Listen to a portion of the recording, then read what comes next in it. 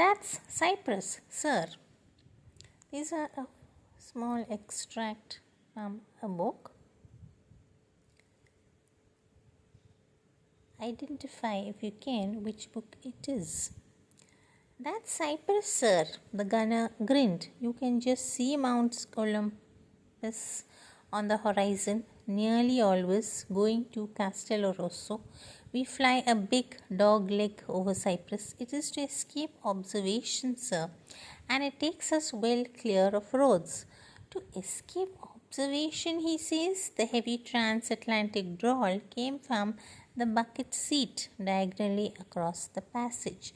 The speaker was lying, collapsed. There was no other word for it, in his seat, the bony knees topping the level of the chin by several inches. My God, to escape observation, he repeated in odd wonder. Dog legs over Cyprus, 20 miles out from Alex by launch, so that nobody ashore can see us taking off by plane. And then what? He raised himself painfully in his seat, eased an eyebrow over the bottom of the window, then fell back again, visibly exhausted by the effort.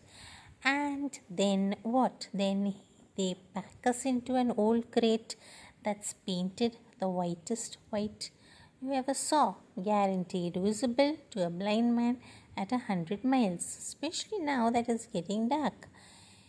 It keeps the heat out, the young gunner said defensively. The heat doesn't worry me, son. The drawl was tireder, more lugubrious than ever. I like the heat. What I don't like are them nasty cannon shells and bullets that can ventilate a man in all the wrong places.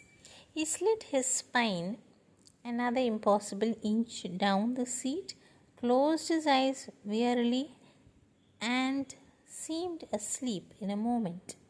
The young gunner shook his head admiringly and smiled at Mallory. Worried to hell, isn't he, sir? Mallory laughed and watched the boy disappear forward into the control cabin. He sipped his coffee slowly, looked again at the sleeping figure across the passage. The blissful unconcern was magnificent. Corporal Dusty Miller of the United States, and more recently of the Long Range Desert Force, would be a good man to have around.